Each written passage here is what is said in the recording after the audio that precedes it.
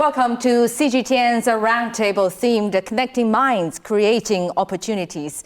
In our discussion today, we aim to inspire new possibilities for world economic recovery and youth-driven innovation and also international cooperation, paving the way for a more open, prosperous and sustainable future. Thank you very much, ladies and gentlemen, for joining us in our roundtable today. I will start with you, Deborah. You are the first president of the International Alliance of Young Entrepreneur Association, and you are an award-winning entrepreneur yourself as well. So tell us, how different are today's young entrepreneurs, according to your observation along the way? How are they different from the traditional ones? Well, I would say that the international entrepreneurs or young entrepreneurs, as we work with the young entrepreneurs, have a unique advantage. Their way of thinking is very different as well, and they contribute to a lot of the economic integration. They are able to adapt more to changes in lifestyle, in changes of sudden economic changes between countries, as well as political changes as well. They're able to adapt to technology, to use technology to drive their businesses, technology to focus on trade barriers with other countries, to communicate, and I think what's also quite important is that they are able to work with different cultures. Because they travel so much, they are able to understand and accept and also adapt these cultures to benefit themselves.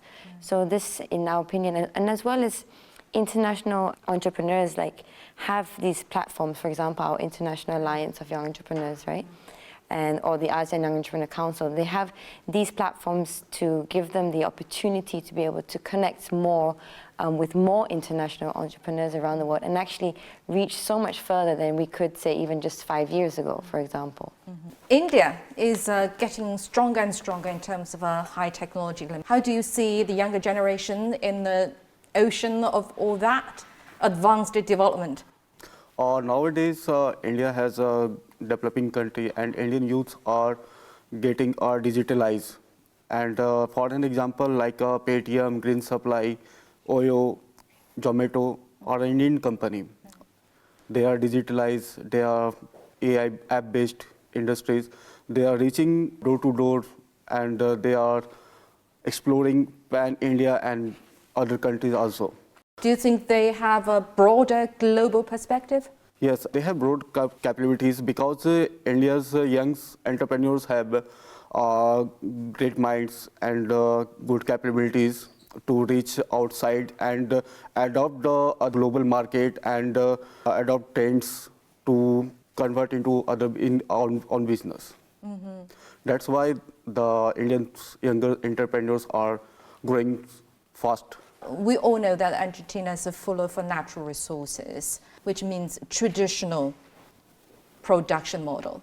Do you agree? So how do you think the young generation of entrepreneurs in Argentina is trying to break that barrier to make the production more modern and more high-tech? Totally agree. Argentina, like you said, is a country that has a lot of resources, from food, energy, mining.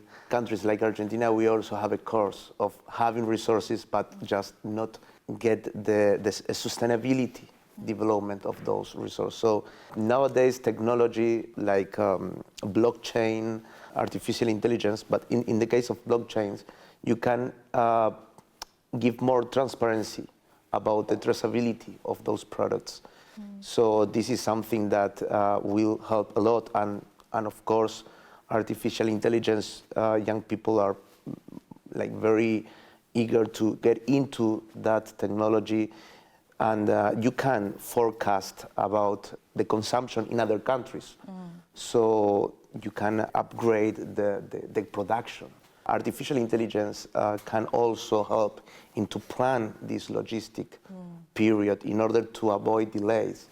A very successful project that was going on in Peru, the port of Chancay, it is a very successful case of how to reduce the time, because from Shanghai to Chancay, it's only 30 days.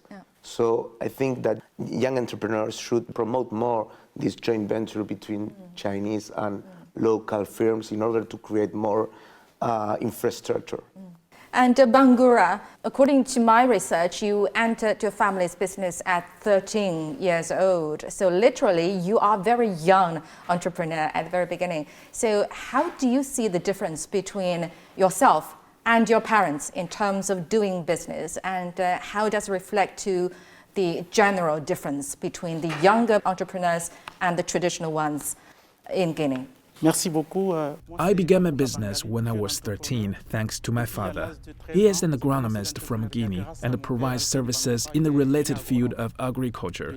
He did that for many people. He taught me a lot about agriculture. My major university was not agriculture, but sociology. But since I was young, I've learned a lot of things from my father about agriculture. I've also done practical work in the field and shared my experience and knowledge with many people. I founded my company in 2016. I decided to work for myself. I had just finished my studies at that time and asked myself why there wasn't a more standardized way to advance my father's work. Entrepreneurship is something really important because the government cannot hire everyone. No government in the world can hire everyone. But I believe everyone can contribute in their own sector. Everyone can contribute to what they are passionate about doing or what they know how to do, whether in a professional way or not. One can learn from their parents or others who are formally at school or other institutions. Many young people in Guinea have encountered difficulties in raising funds. Many say that starting a business requires a lot of money. However, this is not the case. You just need to have a passion to contribute to the development of an industry, whether it is service, agriculture, technology, or the transformation of local products in a very specific area. This is what is important. I admit the founding difficulties are real, but I believe that the organizations and cooperation within African countries, and even that between Africa and other countries, can lead to more opportunities. So you've attended the panel discussion organized by the China International Youth Exchange Center and witnessed launch of an action initiative of the Global South Young Entrepreneurs. How do you feel about it? How do you feel about South-South cooperation in terms of collaboration among the young entrepreneurs? Deborah? Assisting in rising the middle class and working together, sharing technology, and it would also pull away the South-South countries from depending on traditional powers. And it will inject more technology, innovation for our young entrepreneurs. And I just feel that it will give a lot of, in plain terms, confidence, for entrepreneurs, young entrepreneurs, business in general. It will definitely drive economic growth. It will definitely help with our trade barriers that, that we're all, everywhere in the world are having issues with trade barriers. It's not a new issue that we're facing. But the fact that we can focus on the South-South countries is that because all these countries are very different, but also very similar, if you understand what I'm saying. Exactly. So I think it's a great initiative, and it's going to be something great for our economy, I believe, for all of us in the region. Especially when the world actually is so short of the voices of the developing countries. Exactly, yes, precisely. Khalifa, what do you think? How do you think the initiative and the idea of a South-South cooperation? For that question, I will be based myself on Africa's point of view because I'm representing the Federation of China-Africa Friendship Association. China-Africa cooperation has indeed increased and remarkably transformation in recent years in both regions, recognizing Africa and China that they have a mutual collaboration to do. The deepening ties, and particularly on infrastructure and resource development and training, for instance, has created a solid foundation for further growth. However, as the global economy evolves, young entrepreneurs have a unique opportunity to play a pivotal role in optimizing China-Africa relationship, injecting new energy into the global supply chain and shaping a future that benefits both regions. Africa is known for its natural resources. We have, name it, gold, lithium, all those rare materials, we have plenty of them. But what we are facing today is that these raw materials are not in the real supply chain of the world, in terms of finished, like transformed product, value-added product. So this will bring us to the industrialization of Africa, which is one of the key point that China has been every time say that we want to help Africa to go to this industrialization. Actually, most of the time when I'm in panels abroad, people will ask me, no, do you think like China really want Africa to export finished product to China? I say, yes, this is what China want actually. China would like Africa to be able to send transformed product, value added, but the problem is that the base of industrialization in Africa today is not up to that level. So we should work together to help young entrepreneurs to go to that one and to transform our local product to make sure that we meet the standard of the world and other places, and that we will bring finished product on the market. That will shift not only the enhancing of the global chain resilience, but also contribute to job creation, economic development, and more equitable trade between both sides, China and Africa. Totally agree with my friend from Mali. I think young people, both sides, China, Argentina in my case, they are more flexible, they have more adaptability power to go beyond, to be out of their comfort zone. Nowadays, like e-commerce platform with this cross-border commerce, it's very important, because I have traveled a lot here in China, visiting different cities and provinces, and there are places like free trade zones that they provide to you a warehouse where you can bring your products to stay there and start selling. So I think those key points are very important, and I believe that this transformation needs young people because they are more active, they are more flexible. So Turing, talking about reducing time for both transport, logistics, etc. It's getting easier and easier for China and Thailand to do business, because thanks to the visa-free policy, of course. But how easy is it at the moment for both businessmen to do exchanges? Well, now it's very easy. Just a click a button. In Thai people, they can buy like a Chinese product available anytime. You click today, less than 24 hours, you can get the products right away. But now, like in Thailand, we're thinking about how we're gonna find some products to sell for a Chinese market. I think like more Chinese go to Thailand. They understand Thailand, but few Thai people, I encourage like young people from Thailand to explore more about China. It's about 9 years today since I've last time visited Beijing.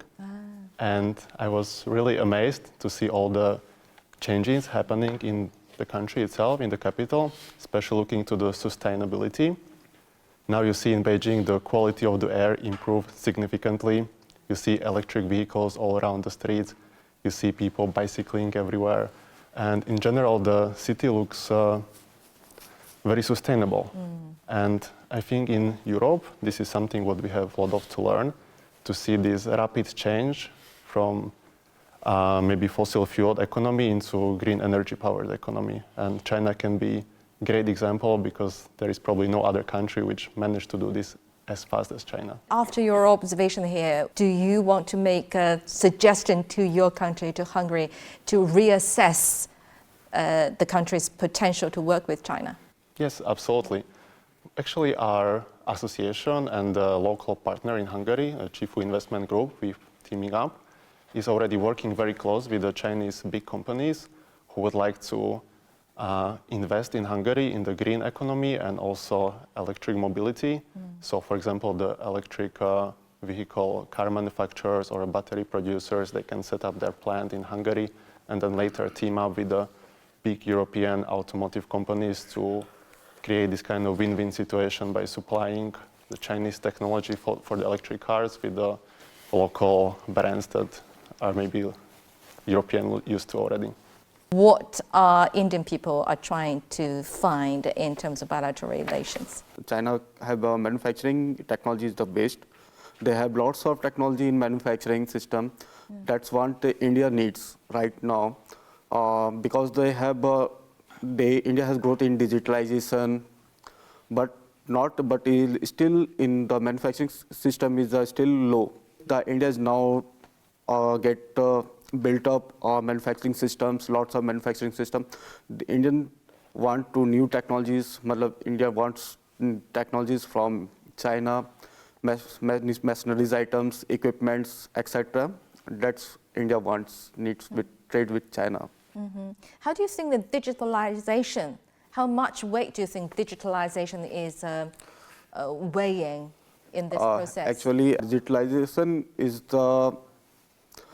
played vital role for the SMEs to grow globally. From a small player also sell out his products from globally market in just like Amazon, Alibaba, and etc. They have adopting emerging technologies, participating in global platforms, and focusing on sustainabilities and leveraging in government's initiatives and exploring regional opportunities. How do you see bilateral cooperation deepening under this initiative on Belt and Road between China and Turkey? Turkey plays a critical strategic role in the Belt and Road initiative, serving as central point that connects Asia, Europe, and Middle East. With its unique geopolitical position, modern ports, and advanced transportation, in this structure, Turkey is not only a transit route, but also stands out as logistic and trade hub within this initiative. In addition, Turkey's strong production capacity and its crucial role in global supply chains significantly contribute to the recovery of the global economy and stabilization of supply networks. This cooperation will accelerate regional development and ensure that the Belt and Road Initiative will achieve lasting success on the global scale. What perspectives on international cooperation would you like to share with a global audience through our platform of CGTN? Deborah? I would like to say is that we need to be more dynamic.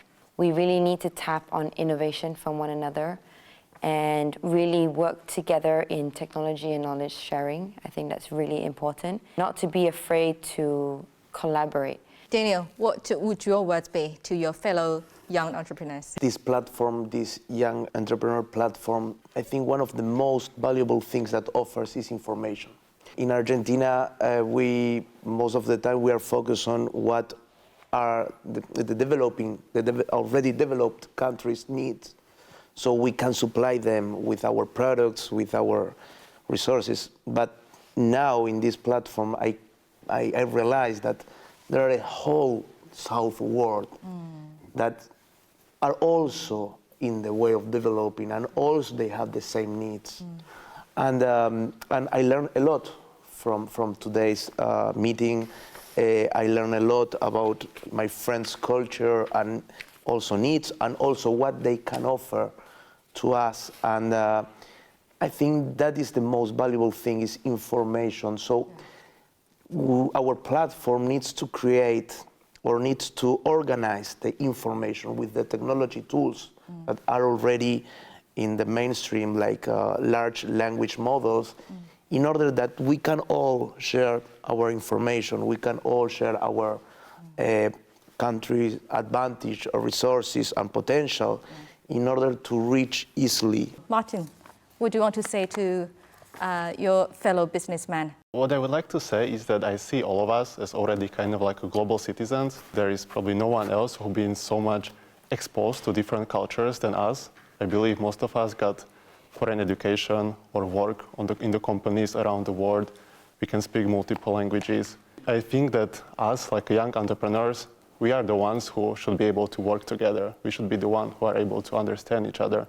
And then we are the ones who can actually lead the way to be a better place. Through this platform, I would like to emphasize three perspectives. Collaboration over competition. Second one is empowering the global South. Third one is the sustainability and ethics. And as a young entrepreneur, we can contribute by driving innovation, promoting cross-border collaboration, and advocating the inclusivity and adopting sustainable practices. By fostering trust and working towards shared goals, we can create a global trade orders that is not open and exclusive, but also sustainable and equitable for future generations. Right. Thank you. Excellent. I'm happy to see that our today's discussion has provided valuable insights, especially on the proactive efforts of young entrepreneurs, especially when we're facing a very complicated and very fragile world economy. And I hope that our roundtable today can lead to a broader young entrepreneur exchange, as what Deborah and Tiran said, which is very important to global economic recovery and the development of young entrepreneurs as well. Thank you very much for your inspiring thoughts, and may today's dialogue spark new, fresh ideas and reflections for all of us. Thank you. Thank you. Thank you.